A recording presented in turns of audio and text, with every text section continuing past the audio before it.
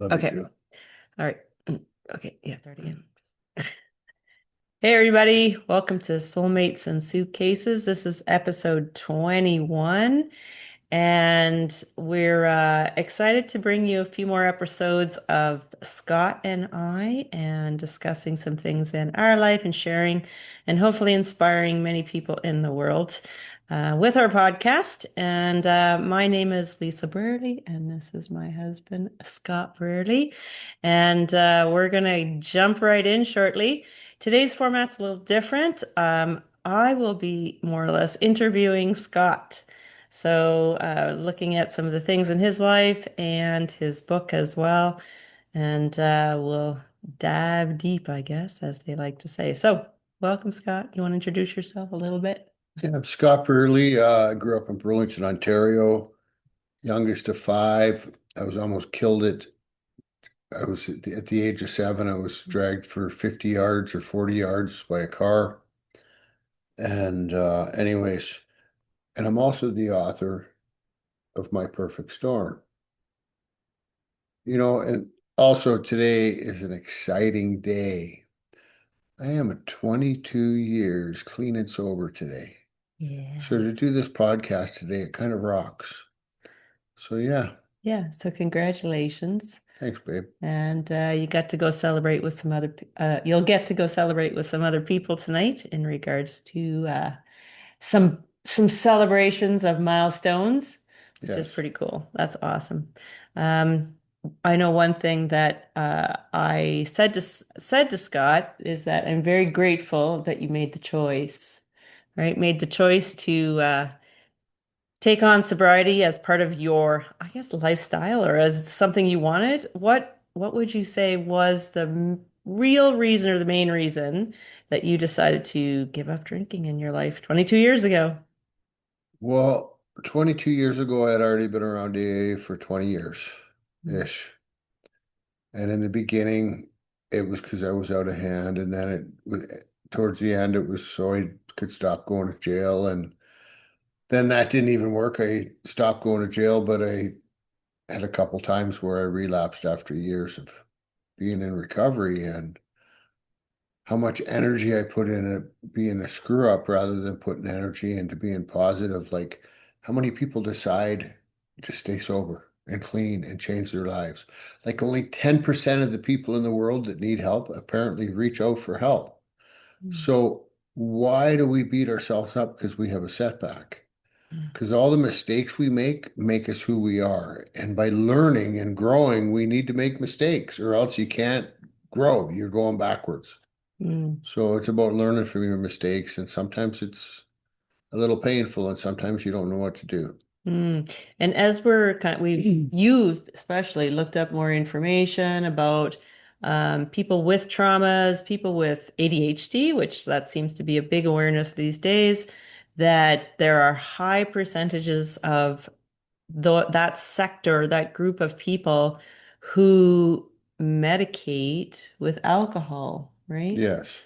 And so I think lots of the work that you've done over the last few years, you've come to kind of an understanding of AA or Alcoholics Anonymous does support with helping you to stop drinking. But what is the bottom line to help you move forward and grow? Well, for me, for the bottom line is you need to do what you need to do because everybody's recovery is different. I thought after being around again for 15-ish, 16 years, I ended up seeing a trauma therapist because my life was more unmanageable than it was when I was loaded. And the only thing I knew is I couldn't get loaded. Mm. And I thought trauma was my issue, which it was part of it. And when I grew some more and I cleared some of the trauma away, it left some room for other stuff to come in and learn and take chances and invest in myself. Because that's one of the biggest things I say: invest in Mm. yourself, see coaches, go to the people that you want to live like. Because Mm. if you don't do that, you're not going to change. You're stuck in your own thoughts. And I went for trauma therapy for about 2.5 years every week.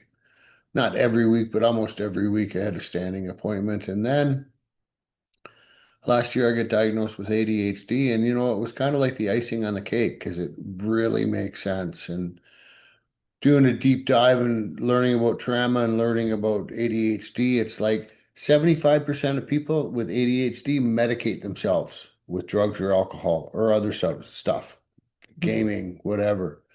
And 75% of the people with trauma medicate themselves. So it's like chances are if you come with from addiction, you suffer from one of them. And you know what? I shouldn't even say that, but why limit yourself? It's like for years I was around AA and Narcotics Anonymous, and I limited myself because I thought that's all that I needed to do. And I found out it wasn't true because all those years it's like, what's wrong with me? What's wrong with me? I can't quite get this. And Mm, I had a day today. I'm working on a basement suite in our basement, and it's like my buddy stopped by and I'm sitting out front with him laughing and joking. And it's like, you know what? I have a fantastic life. Like it was one of the coolest moments I've had in a long time because my life rocks. And it's because of people like you that have helped me get to where I'm at today. And by getting vulnerable and not giving up. yeah, that's the big thing. And all these experiences and all the I guess ups and downs, trials, tribulations of your life are in your book. Yes. And when you do get Scott's book and you read on the back and it says that one of the big things that stands out, it says, you often thought this for most of your life. Why does the universe hate me? And so looking back at your life, do you feel like there was a single moment where that sort of like trigger, or was it accumulation of many events? And what were they? It was an accumulation of many events. It's not being part of a family, struggling with my family of origin, uh, not being able to keep a relationship, not being able to keep a job, everything falling apart all the time. It was like I was an active train wreck an accident waiting to happen. And when I was a kid, I was an accident waiting to happen. I think it was in the hospital 20 times for different stitches. And that's probably exaggerating a few, but not very many. Mm, And so I lived my life like that all the time. And that's how I knew to live in the drama and all the chaos. And friends, I've struggled to keep friends in my life.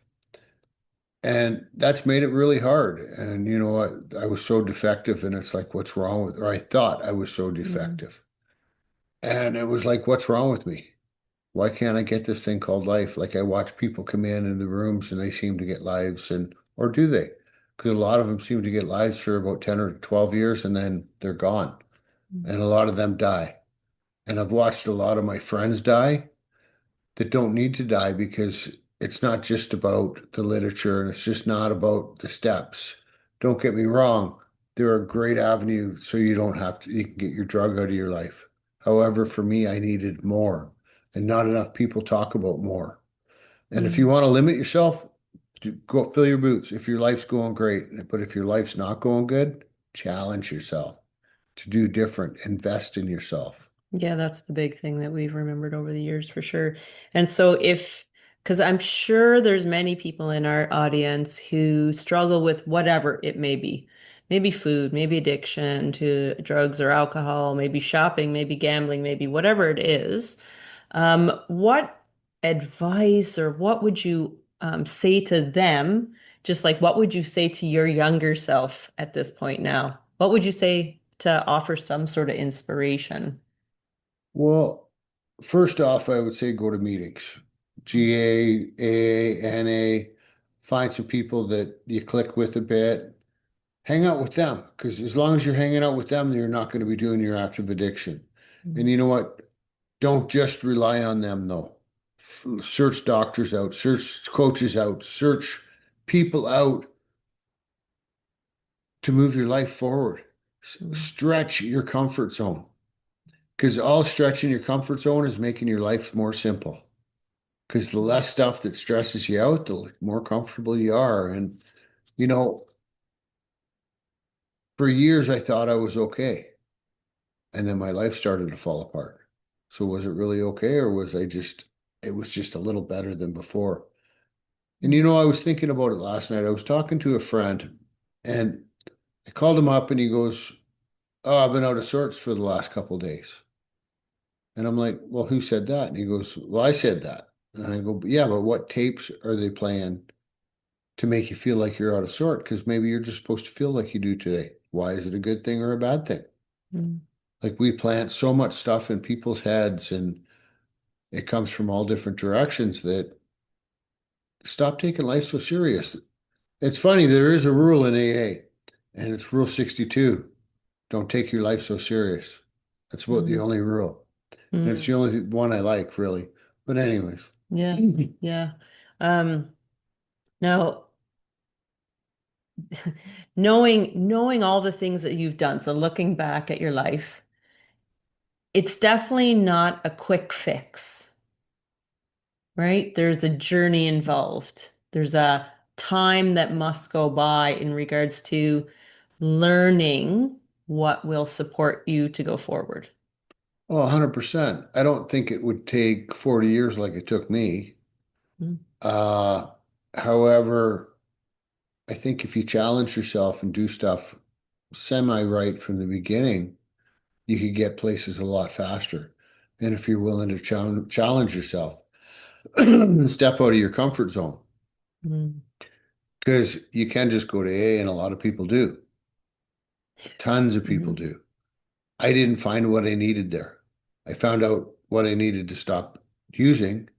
However, I needed more. And like I said before, I've seen a lot of my friends die because they don't get, nobody talks about going for outside help.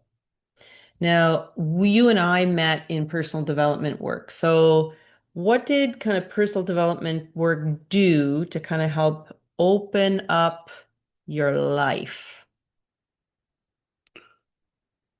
Well, that course we were on, for some reason, I was ready to show up. And, I got to say, they didn't really teach much different stuff than Mm. I learned in a recovery house or a treatment center.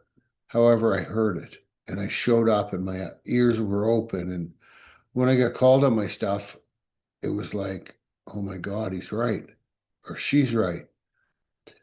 And, also through all that, I think the process of seeing Kimberly on a regular basis at that same time Therapist, yeah. was fantastic because between the two consolidating each other, Mm. my life changed drastically. And, it was around the same time, though, that I kind of blew up my life once again on purpose. And it was absolutely fantastic. That's where I met Lisa. Yeah. And I know one motto you kind of go by is, never give up. 100%. Yeah, because you never know who you're going to meet. And we've had lots of those experiences, it feels like, in the last couple of years since you and I have known each other. Like we've we've kind of stepped into that uncomfortable space or those different places, and we've met new amazing people and have kind of made new connections because of that, right? Learn new awarenesses, new tools, new strategies, all that sort of stuff. 100%. Yeah. Some of the people we're running into now, it's amazing. People that you don't even have a clue that they're in recovery, and then all of a sudden they're in recovery. Where were we when, oh, we were in London, England, and sitting in Bath on a picnic bench, and this gentleman was there, and sure enough, he's in 12-step program, and we had an amazing Yeah. conversation. Yeah, exactly. And it's more like that. We're running into people like that all the time. Yeah, and remembering when you open your mouth and start to just share yourself and have conversations, you never know who you're going to meet.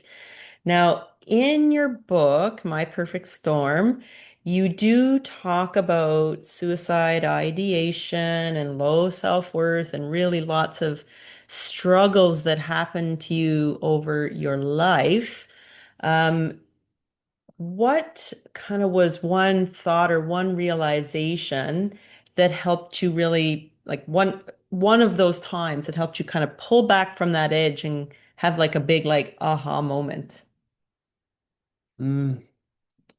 once again, I don't think there was any kind of one. It was just a gradual process. It's like I remember I went to the 3-day basic and it's Personal a development. personal Yeah. development. And I don't think I really got anything out of it. However, after the 3 days, I went out, they're trying to upsell me on the next course, and I was a little irate. And long story short, a light bulb moment went on, and it's like I'll invest in other stuff, in material crap, but I won't invest in me. And that's when I changed my Mm, motto about investing in Scott. It's like even then I still felt like the universe hates me because no matter what I did, no matter how I got going, life would just get better and then I'd get hit by something. And at that point, I was just dealing with the aftermath of prostate cancer. And, I spent a lot of years wanting to die. And that was the ice cream on the cake. Like it just, I wanted to die and I didn't know what to do. And my life was over. And, you know, I guess it's the universe that plants those light bulbs moments in your life where it's like, I would spend it anywhere else on toys and junk and crap that I don't really need, but I wouldn't spend it on myself. mm, What's wrong with that picture? mm, Think about the last time you were going to pay for something for your health, your mm. mental health, your physical health, and you went, no, I can't afford it. Well, if you take care of this, more money will come Yeah. and it'll get easier. Brain health first. And our lives are crazy. I've done some pretty crazy things that have been for health. And today I'm paying the price. And you know what? You pay the price no matter what you do. So why not pay the price for doing the right stuff Yeah, that's rather true. than rather than just the comfortable? That's true. Or the depending on something is going to come and save you. Yeah. Yeah, take those steps forward. Well, that's what I think. I think I felt that or thought that for years, not intentionally, but somebody was going to come and save me. Mm, And life ain't coming to save you. It's up to mm. you. People might give you a nudge now and then, but nobody's coming to save you. Yeah. And when people read your book, they'll discover all those experiences you've had from jail to cancer to many accidents. And the big one, of course, starting when you were 7 and then had others in your 20s, I think, and then of course others along the way. Addiction and what was the hardest part of healing? Like you had so many physical parts and then there was emotional parts.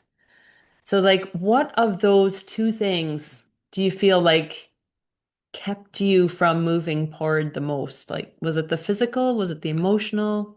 I'm gonna say the emotional. I struggled with emotional recovery for years, and from dealing with the trauma and realizing it's not about me. It's even my triggers. Yeah, I'm Mm, responsible for my triggers. That's not what I'm saying.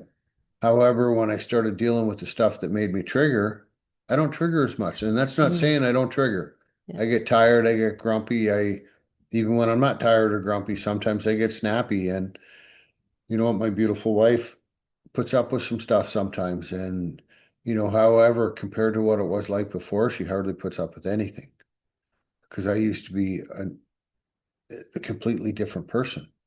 And Mm, today I'm not. mm, Today I'm the man that I don't even know that I thought he existed. mm. Well, one thing I learned over the last few years, and that's with either the learning I've done or the coaching courses you and I've taken or being with you, that when someone does show up upset, cranky, having a bad day, whatever it is, it's to come to a place of curiosity and find out what's going on. That's about it, right? Yeah. And so understanding that often, our audience can test this out as well. Often when you come to a place of curiosity and not curiosity to solve, that's not what I'm talking about. Curiosity so someone feels heard, in a safe and respectful place. Would you agree that that's kind of where Oh, you and I come to? 100%. Yeah, because I'm not here to solve you. You're not here to solve me. And we do have respect for each other and whatever we're going through, and we talk it through. And if we want help, we ask for help, kind of And it's a thing. perfect example tonight. We're at the dinner table and Lisa had some stuff she wanted to talk about. And it's like, well, do you want to do it? And she's like, yeah. And I'm like, well, then do it. Yeah. Like, we live a life where we do what we would like to do because we only know we're moving forward. And if we don't move forward, you're going backwards. Mm.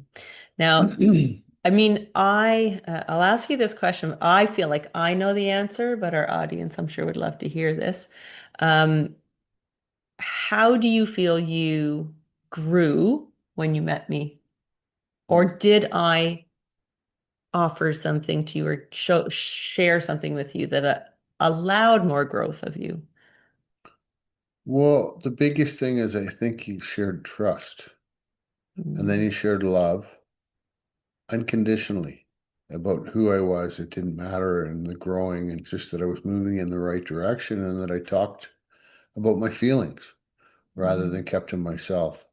Even though I had to fight with you to get me to help you or let me make you breakfast in the morning before you went to work when I Yeah. wasn't working. But we talked about this before in one of our previous podcasts about that, and us both coming to an awareness of, oh, that was a habit and routine and whatever that I got into from my previous relationship that I just had to step up and make my own breakfast. And so, yeah, until we had a discussion about it, it's like, it's interesting when someone asks you, and I remember probably within the first few months of you and I being together, and you went to make yourself a coffee, and you said, "Do you want a coffee?" And I think I was still in bed at the time, and I was ready to say, "Oh no, don't worry about it." Then I said, "What am I saying? Like he wants to do something for me, so I'm going to say yes, thank you." So it's interesting when someone asks that to just say, "Yeah, thank you." Yeah. And we've come to learn that too. Yeah. Go ahead. And one of the other big things that I've learned, sometimes just do stuff to be nice. Don't do it for any hang up. Do it Mhm. because they like it. Yeah, it's true. Even though if you don't, just do it. It takes 2 seconds. Yeah, it's true. Now, in your book, you talked about reconnecting with your family. So, reconnecting, how important is that in your life? Well, at the time, I didn't think it was important. Mm. And I was at the self-development class, and this lady got us to do our hope, dream, and goals, but she started like 10 years out. And it's like, that's almost too much for me to fathom. So I somehow put my brother Ted, having him back in my life. And I actually had almost an emotional and mental breakdown at the event Mm. about that. Uh, I remember I was stuck. I was bawling and I was in a fetal position on the floor.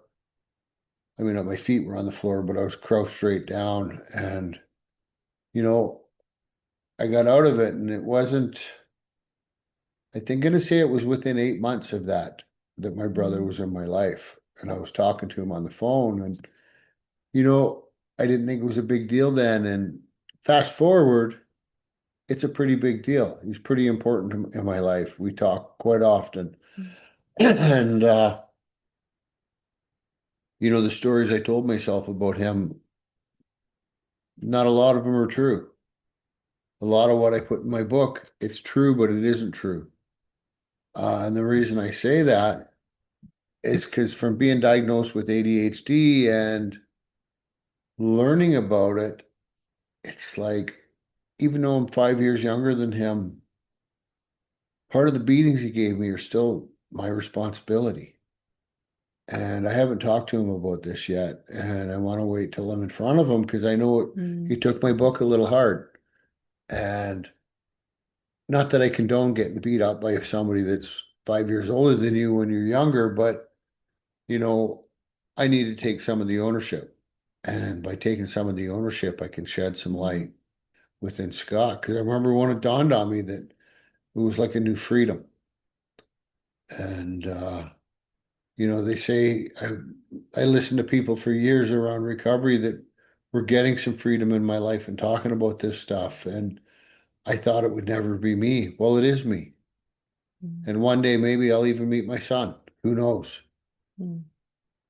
Uh, And so getting your family back in your life, long term, what does that mean to you? And then maybe even short term, what does it really mean for you?